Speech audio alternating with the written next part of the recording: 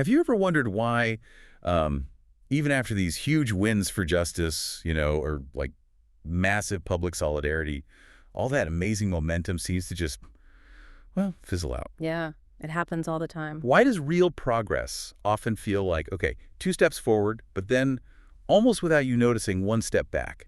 Mm. It's easy to think, oh, it must be overt opposition, right? Active malice, some group pushing back hard. That's the usual assumption, yeah. You see the pushback, the loud voices, and you think, okay, that's the problem. But what if the real adversary is something, I don't know, quieter?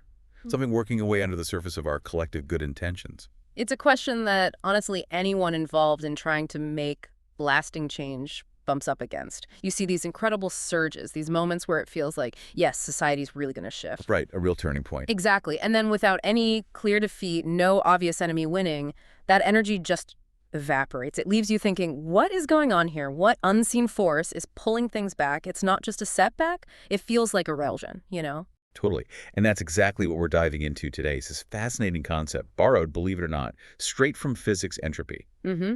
We're going to explore how this basic law applies to culture, to society, leading to what our main source calls cultural entropy. And the source we're digging into, fightingamericanculturalentropy.pdf, it really does challenge the way we usually think about what's holding back progress, why it's so hard to keep things moving forward. It really does. It shifts the focus away from, let's say, the usual suspects in these social conflicts. Right. It points towards something much more subtle, maybe even more powerful in the long run. It kind of reframes the whole struggle, suggesting the real opponent might not be who or even what we assume it is. So our mission for this deep dive is really to unpack this idea, cultural entropy. We want to look at what the source argues is the real barrier, the often missed obstacle, for movements like, say, anti-racism to achieve lasting success. Why fighting just the obvious hate might be missing the bigger picture. Exactly. Missing the quieter adversary that just slowly drains the energy out of everything.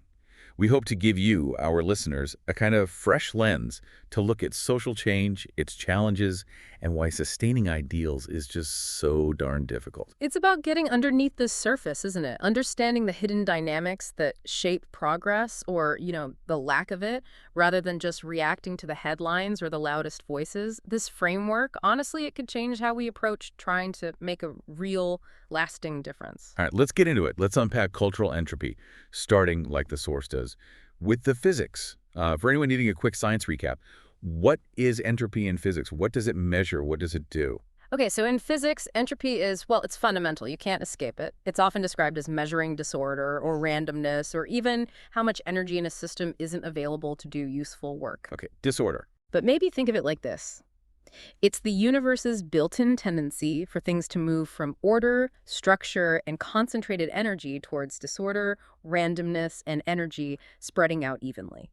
Everything wants to settle into a kind of bland, uniform state. So things don't naturally tidy themselves up. Absolutely not. Without a constant input of energy from outside to maintain structure, systems just naturally decay. They break down. It's a basic law.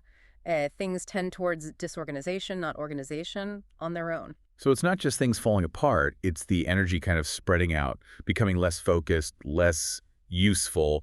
Like the universe is always trying to smooth itself out, become less interesting. That's a great way to put it. It's this natural tendency to fall apart or drift towards a state with less organized energy and more disorder.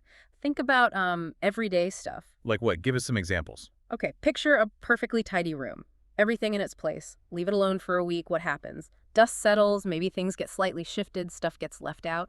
It naturally gets messier, right? That's entropy. Okay, yeah, my living room confirms that daily. Or a hot cup of coffee, you pour it, it's piping hot. Leave it on the table. Does it get hotter? No. Does it stay hot forever? No.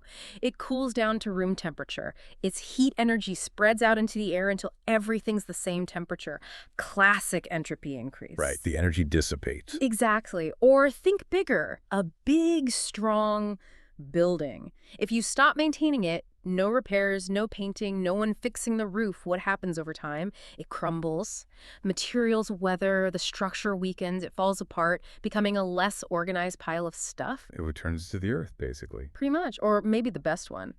A garden. You cultivate it, you weed, you prune, you water, you put in constant energy. Stop doing that. Does it stay a perfect garden? Definitely not. Weeds take over, things get overgrown. Right, it goes back to wilderness, Yeah. a more disordered, less intentionally structured state.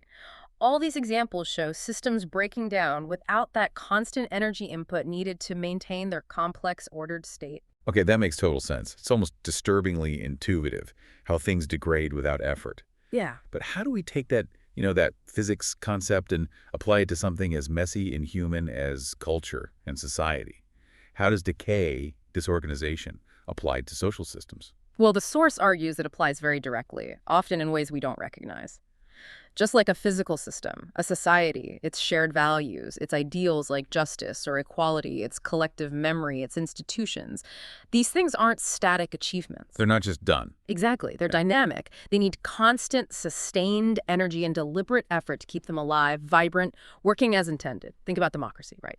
Or enforcing equitable laws. Or just keeping a focus on social justice. These aren't things you achieve once and then forget about. They're ongoing projects. They need fuel. So if that energy isn't constantly put in that collective focus, that sustained effort, we just sort of drift back to what? Some kind of default setting. That's the core argument. Without that constant energy input, society inevitably drifts back towards what's easy, what's familiar, maybe just the path of least resistance. That drift is cultural entropy. Like the coffee cooling down.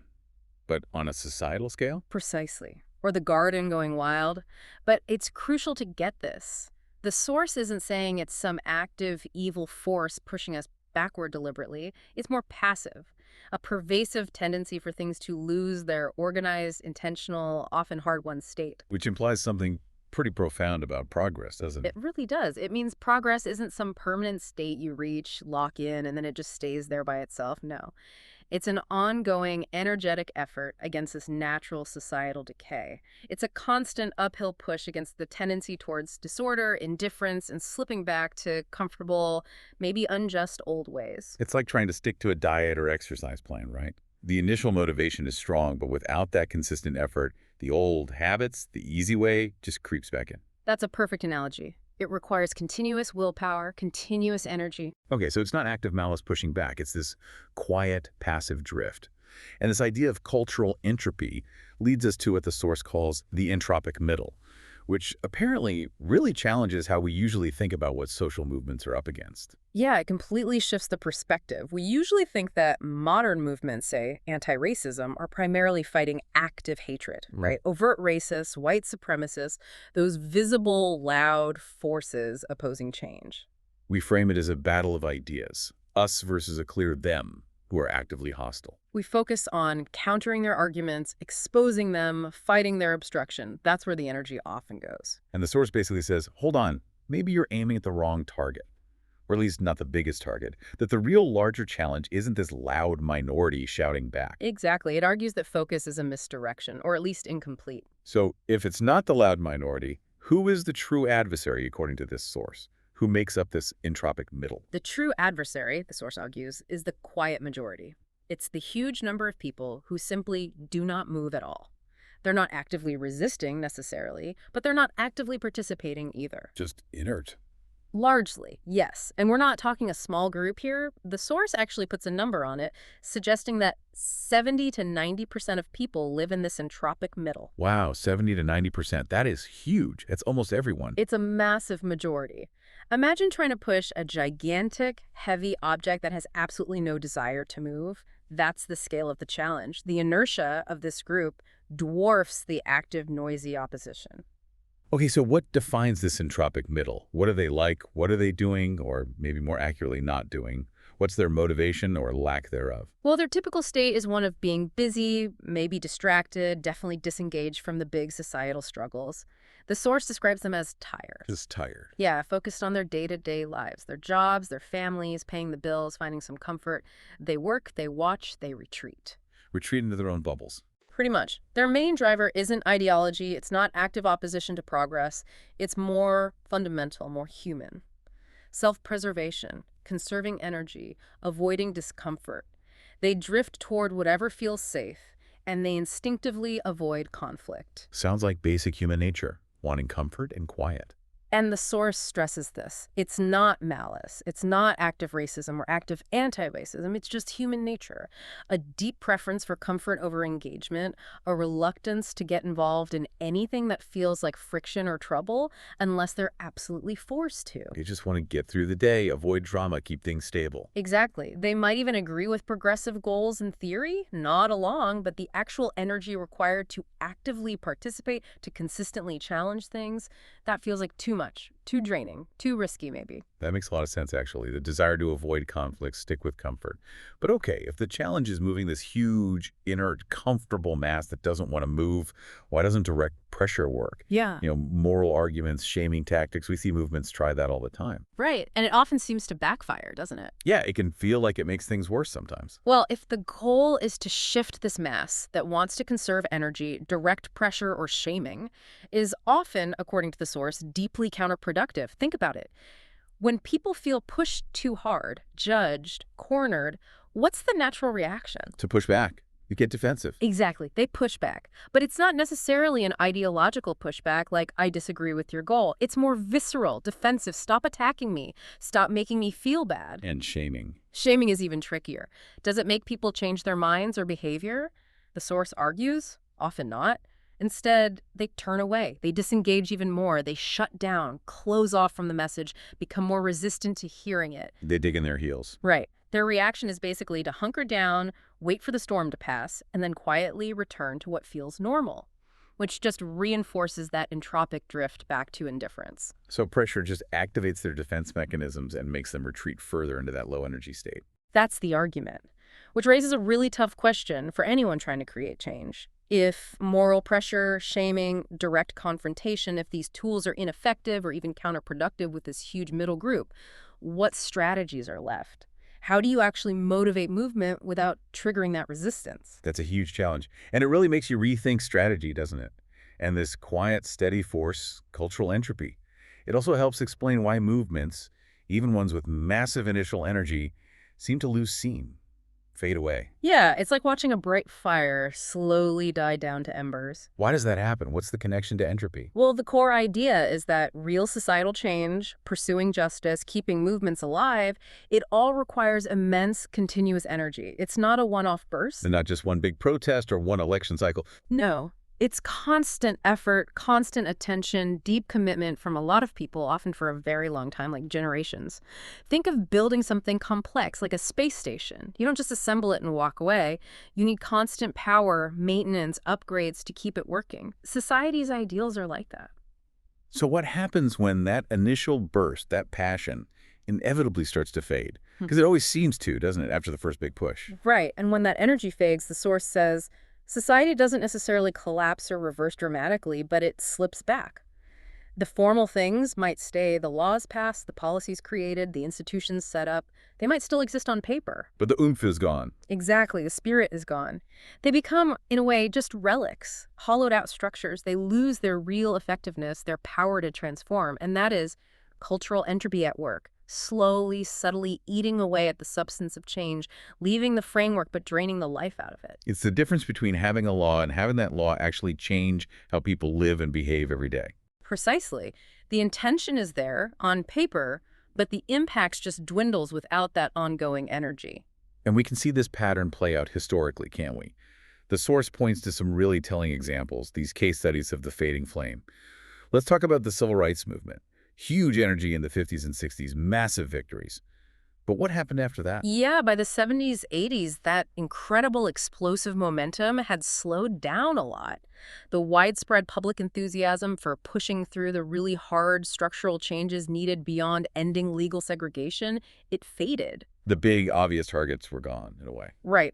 Formal segregation was dismantled, which was monumental. But as the source points out, racism didn't just disappear, it adapted. It became more subtle, more systemic, embedded in institutions in ways that required deeper, more persistent effort to tackle. And that effort wasn't sustained. The crucial point the source makes is that the immense energy needed to keep pushing to dismantle those deeper systems simply was not sustained at the same level by the broader society. The landmark victories were essential, but not enough on their own to stop the entropic drift when the initial energy died down. The focus shifted maybe from collective struggle to individual achievement, and that societal commitment just wasn't consistently there. And it's not just these huge decades-long movements. Think about something like Occupy Wall Street. That felt so powerful, so disruptive back in 2011. Global attention. Oh, absolutely. Occupy had a massive immediate impact. It drew crowds. It really made headlines with its critique of economic inequality. But ultimately, it dissolved relatively quickly. Why? What happened to the energy? It failed to translate that initial explosive energy into lasting structures, clear leadership, or concrete policy changes. It showed just how fast a movement can lose its grip if that first wave of energy isn't channeled into something sustainable. New forms of energy organization, strategy, institutional power weren't generated quickly enough. So the enthusiasm was there, the outrage, but not the structure to resist the natural decay. That seems to be the case. The spirit was strong, but the resilience against entropy wasn't built in. And then more recently, Black Lives Matter began with such incredible force, global impact, real solidarity after horrific events. But the source notes that widespread support has definitely seen a dip, a wane, as attention moves elsewhere. Mm-hmm. And the source says something pretty stark here. The energy of outrage cannot last forever. That really hits home, doesn't it? It raises a critical question about movements driven mainly by that immediate emotional response. It really does. How do you sustain things when the initial shock and anger inevitably subside? And if you connect all these examples, the pattern seems pretty clear, unfortunately. Without finding new ways to constantly renew and channel energy that goes beyond just the initial outrage, entropy tends to win out. It's less about defeating an active enemy. And more about constantly fueling the system, pushing against its natural tendency to just settle back into indifference, inertia, that comfortable low-energy state. The fight isn't just against opposition, it's against decay itself. Wow. That's a really sobering way to think about it. The idea that entropy just quietly wins if you don't actively fight it. And this isn't just about movements fading. It also helps explain things like backlash and apathy, right? They're not just random reactions. They're part of this entropic process. Exactly. Cultural entropy isn't only passive decay, it actively manifests in things like backlash.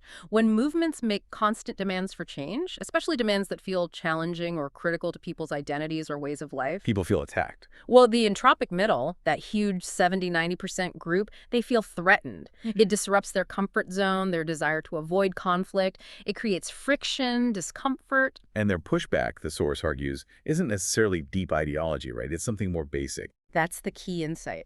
It's often out of fatigue, not ideology. They're just tired of being told they are wrong, tired of feeling blamed or guilty, tired of being told everything they love. Maybe their traditions, their history is oppressive. It's not necessarily hate, it's exhaustion and feeling judged. Right. They feel overwhelmed, unfairly targeted. So what do? They retreat into silence or react with anger. And here's a fascinating claim from the source. Moral campaigns often create resistance, not by fighting hate, but by inadvertently waking up resentment in people who are just tired, uncomfortable, or feel attacked. It's a defensive reaction to the perceived pressure. They just want it to stop. Okay, so that's backlash. A defensive reaction fueled by fatigue and feeling pressured. What about apathy? That feels even quieter, maybe more dangerous. Apathy is presented as the other face of entropy. And yeah, maybe more dangerous because it's so quiet, so invisible. It's less dramatic than backlash, but just as effective, maybe more so, at eroding progress. How does it work? Most people, again, do not hate. They simply stop caring, not actively choosing indifference maybe, but just letting it happen.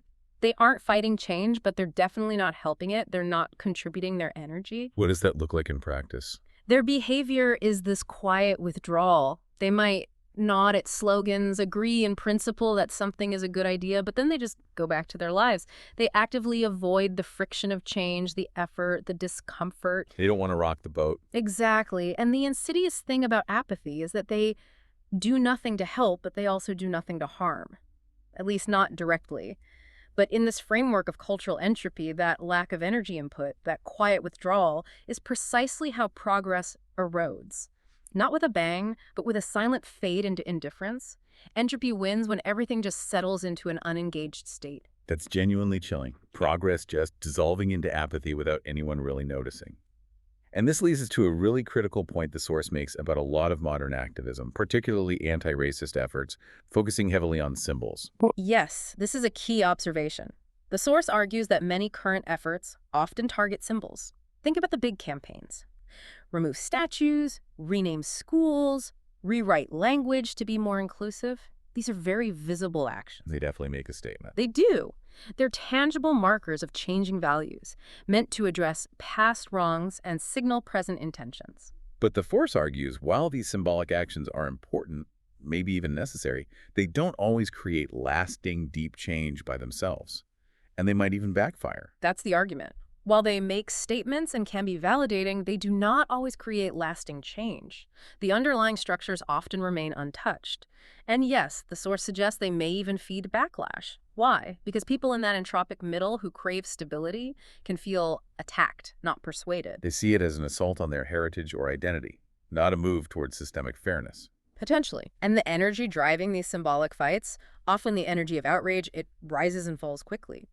It's powerful for a moment, but maybe not sustainable for the long, hard work of structural transformation. So the stark reality, according to the source, is that after the symbols are changed, Systems remain. Inequality remains. Entropy remains. The deeper issues, power imbalances, access disparities, ingrained biases, these aren't always fixed by changing a name or removing a statue.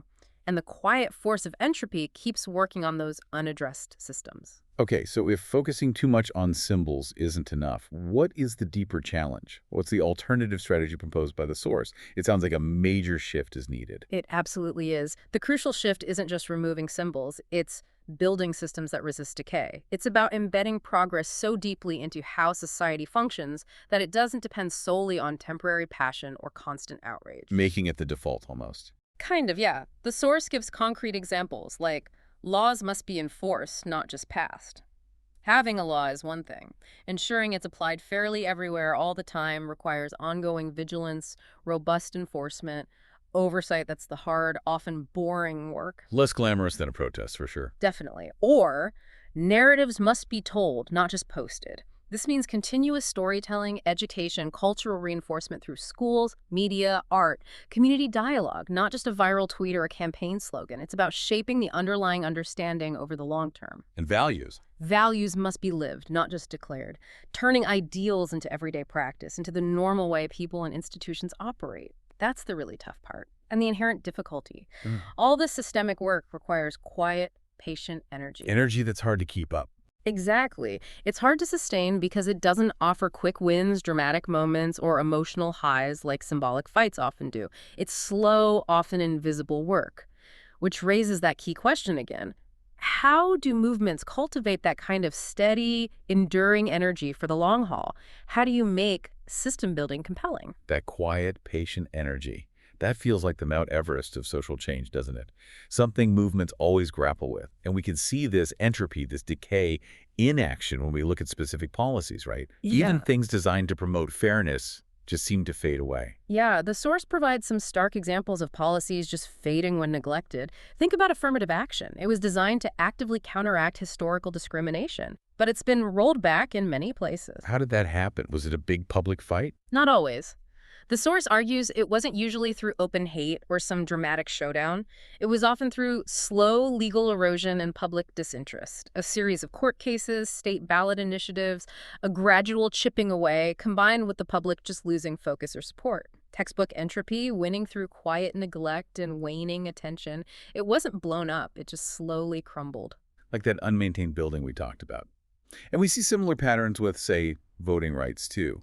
That feeling of access slowly shrinking. Absolutely. Voting rights protections have weakened over decades. Again, often through gradual changes, maybe new ID laws here, reduced polling places there. Voter roll purges things that don't always feel like a direct attack, but cumulatively make voting harder for some. It's that slow loss of focus on robust access and enforcement. And school integration, another example. Significant gains were made, but then integration stalled as schools resegregated. Not necessarily because of new segregation laws, but often due to housing patterns, local choices, prioritizing neighborhood schools over diversity goals, and just losing the energy and focus needed to maintain integration efforts like busing. Without constant effort, the system just reverted. So the pattern is undeniable. None of this was the result of one dramatic act. It was entropy, the slow loss of focus. And this even affects something as powerful as national unity after a huge crisis.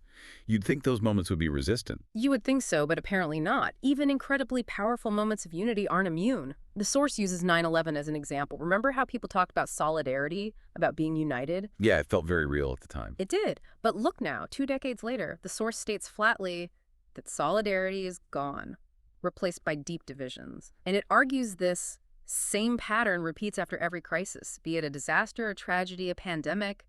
Energy surges, collective focus sharpens intensely for a moment, then it falls. And the system defaults back to. It returns to its lowest energy state, indifference. It's fascinating and kind of depressing how quickly even profound shared experiences can be overwhelmed by this natural drift back towards disengagement and fragmentation. It shows just how relentless entropy is.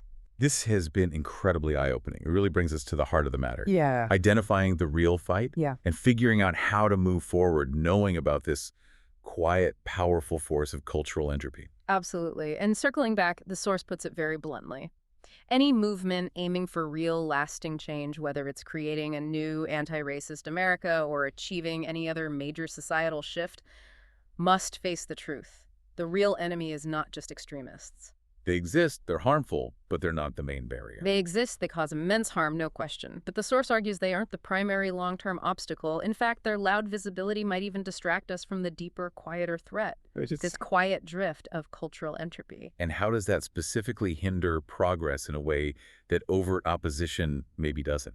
Well, entropy makes progress fragile. It constantly undermines gains from within, not by attacking, but through neglect, indifference, things just falling back. Yeah. It swallows movements when their energy runs out, leaving those empty shells we talked about.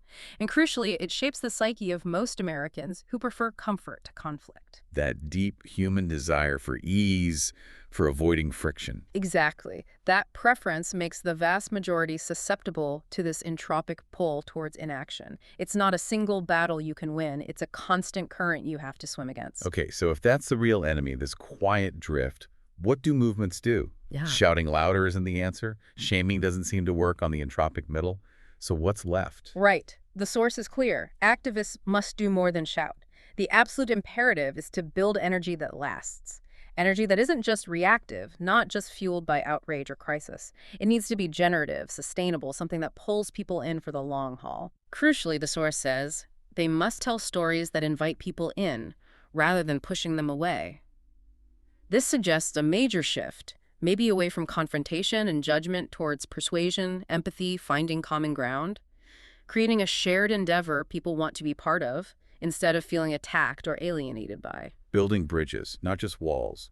Focusing on shared benefits, maybe. Perhaps. It's about cultivating a broad base of steady, quiet effort, not just relying on a vocal few's temporary bursts. So the future of any movement really hinges on fighting entropy by overcoming inertia, building something that lasts. What does that look like practically, beyond just telling better stories? How do you make progress self-sustaining? It means going beyond just moral pressure, which can backfire. It requires building systems that work on their own, even when passion fades. This is the hard part, the unglamorous part, but the essential part. Institutionalizing change. Yes. Embedding it into habits, policies, structures that don't need constant vigilance or emotional fuel from a tired public. It means, as the source puts it, turning ideals into habits so strong that they survive when the slogans stop. Making fairness and justice the default setting, the normal way things work, even when no one's actively campaigning for it anymore. That's the goal, creating a culture where progress isn't a constant, exhausting fight, but just the foundation of how things operate. That's a really powerful vision for lasting change. And it brings us to the final takeaway, the ultimate conclusion from the source, which feels so important. It says that the new anti-racist America, or any major ideal, will not win by defeating a few loud opponents. It wins only if it can overcome the quiet force of inertia that lives in the hearts of most people. And that, the source says, is harder than defeating hate. It really is harder, isn't it? It's the slow, steady work of keeping a culture alive when the energy to do so runs low.